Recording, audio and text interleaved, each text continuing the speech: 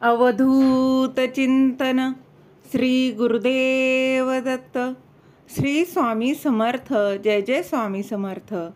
माझ्या स्वामी भक्ती चॅनलमध्ये सर्वांना नमस्कार.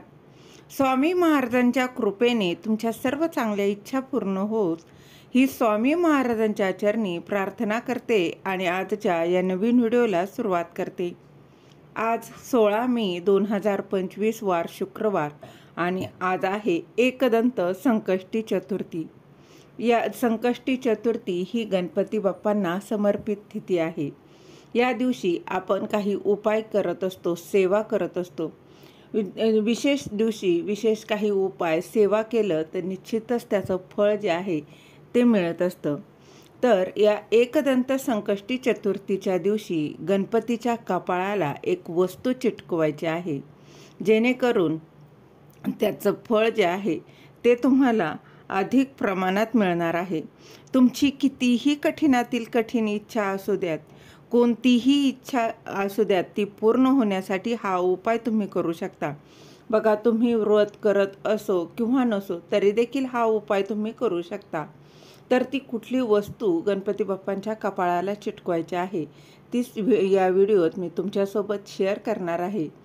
ती जाणून घेण्याआधी तुम्ही माझ्या स्वामी भक्ती चॅनलला सबस्क्राईब नक्की करा. तर आधी सांगितल्याप्रमाणे आज आहे एकदंत संकष्टी चतुर्थी. गणपती बाप्पांचा ही तिथी समर्पित अशी आहे. या दिवशी अनेक जण व्रत करतात, उपवास करतात. बघा, हा उपाय तुम्ही व्रत उपवास नाही केला तरी देखील हा उपाय तुम्ही करू शकता. गणपती बाप्पांची या दिवशी पूजा उपासना केली तर गणपती बाप्पा आपल्या कितीही कठीणातील कठीण इच्छा असू द्यात ती नक्कीच पूर्ण करतात. गणपती हा विघ्नहर्ता आहे, संकटनाशन आहे. या दिवशी तुम्ही काही उपाय जर केले तर त्याचं फळ देखील 100% मिळते, कारण गणपती बाप्पा आपल्या भक्तांना कधीही निराश करत नाही. चतुर्थीच्या दिवशी गणपती तत्व पृथ्वीवर जास्त कार्यशील असते. म्हणूनच या दिवशी केलेले उपाय हे इतर दिवशी केलेल्या उपायांपेक्षा जास्त फळ देतं. म्हणून या दिवशी आपण पूजा उपासना करायचीच आहे आणि त्यासोबत शक्य असेल तर बघा उपवास करा आणि व्रतही करू शकता. आणि नाही केलं तरी काहीच हरकत नाही. आणि जर उपवास करत नसाल तरी तुम्ही हा उपाय करू शकता. अत्यंत प्रभावी असा हा उपाय आहे. गणपती बाप्पांच्या कपाळावर फक्त ही एक वस्तू तुम्हाला चिटकवायची आहे. तर बघा, तुमची कितीही कठीणातील कठीण इच्छा असू द्यात, कोणतीही इच्छा असू द्यात, ती पूर्ण होण्यासाठी हा उपाय करू शकता. मग तुमची आर्थिक समस्या असो, व्यवसायासंबंधित काही समस्या असो, व्यापाराविषयी काही समस्या असतील, नोकरीच्या काही समस्या असतील, मनासारखा जोडीदार मिळत नसेल, मनासारखी नोकरी मिळत नसेल, नोकरी प्रगती होत नसेल तरी हा उपाय तुम्ही करू शकता. अगदी संतान प्राप्तीसाठी देखील हा उपाय तुम्ही करू शकता. कुठलीही उपाय करताना बघा, अगदी मनापासून श्रद्धेने जर केलं तर त्याचं फळ देखील तितकंच बघा 100% हे मिळत असतं.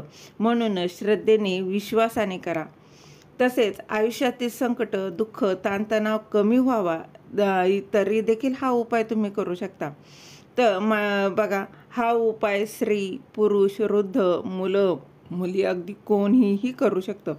हा उपाय तुम्हाला सलग 21 दिवस केला तर अतिशय उत्तम. त्याचं त्वरित फळ जे आहे ते प्राप्त होतं. त्याचबरोबर 21 दिवसाला म्हणजे तुम्ही आज एकदंत संकष्टी चतुर्थी आहे तर आज तुम्ही या उपायाला सुरुवात करणार आहात. परंतु मध्येच जर काही प्रॉब्लेम आला, जसं की मासिक धर्म आला, तर तेवढे दिवस सोडून तुम्हाला ती कंटिन्यू करायचं आहे. परंतु 21 दिवस ही सेवा तुम्हाला करायची आहे, हा उपाय करायचा आहे. त्याचबरोबर जर गावी जावं लागलं, काही असे प्रॉब्लेम आले तर बघा, तेवढे दिवस सोडून तुम्ही पुढं कंटिन्यू करायचं आहे. फक्त एक नियम करायचा आहे. हा उपाय तुम्ही कोणत्याही वेळेत करू शकता. फक्त सकाळ, दुपार, संध्याकाळ जी काही तुम्ही करणार आहात, पहिल्या दिवशी ज्या वेळेत तुम्ही करणार आहात तीच वेळ पूर्ण या 21 दिवस तुम्हाला निश्चित करायचे आहे.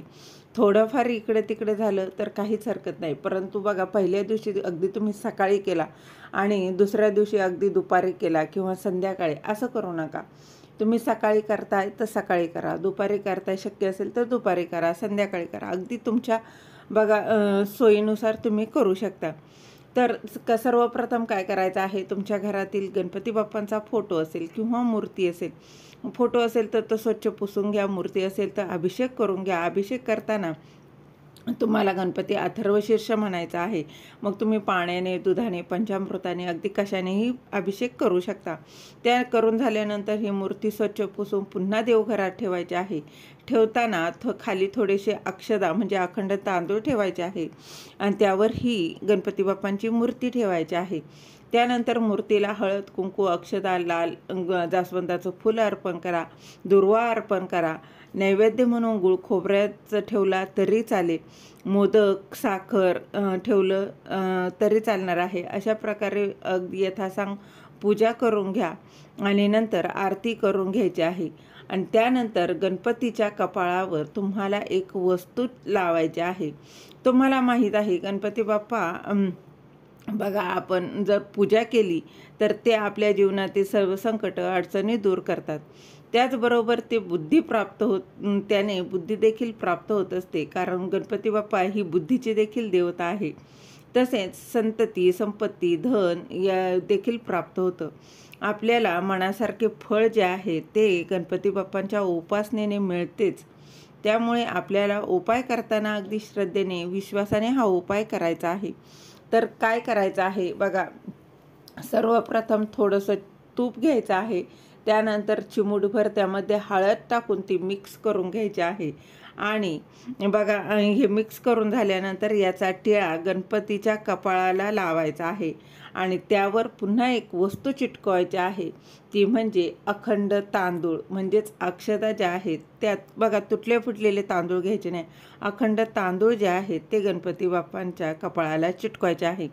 उजव्या हाताच्या अनामिका या बोटाने हा टिळा लावायचा आहे आणि त्यानंतर तांदूळ बघा चिटकवायचे आहे. अगदी मग किती 1, 2, 5 जेवढे काही तांदूळ चिटकतील तेवढे, काहीच हरकत नाही.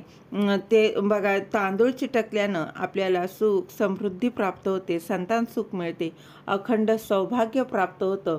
त्या बघा, पहिल्या दिवशी विधिवत तुम्ही अगदी पूजा केली आणि नंतर सलग 21 दिवस फक्त हळद, तूप याचा टिळा लावून अक्षता चिटकवले तरी चालणार आहे.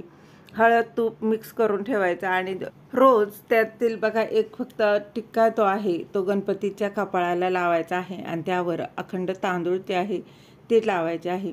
तुमच्या ज्या काही इच्छा आहे त्या नक्कीच पूर्ण होणार आहेत. त्याचबरोबर तुम्ही जो गणपतीचा मंत्र तुम्हाला येत असेल तो तुम्ही म्हणू शकता. अगदी ओम गणगणपते नमः, ओम गणगणपते नमः हा मंत्र तुम्ही जप करत हा टिळा लावायचा आहे. आणि त्यासोबतच बघा, सेवा देखील महत्त्वाची आहे. तर रोज गणपती अथर्वशीर्ष 1 वेळा म्हणायचा आहे आणि गणपती स्तोत्र देखील 1 वेळा म्हणायचं आहे आणि गणपती बाप्पांना मनोमन प्रार्थना करायची आहे. जी काही तुमची इच्छा आहे ती लवकर पूर्ण व्हावी यासाठी त्यांना हात जोडून प्रार्थना करायची आहे. ते नक्कीच तुमची इच्छा पूर्ण करतील. झालेली सेवा महाराजांच्या चरणी रुजू करते. दिलेली माहिती तुम्हाला आवडली असेल तर लाईक, शेअर जरूर करा. श्री गुरुदेव दत्त.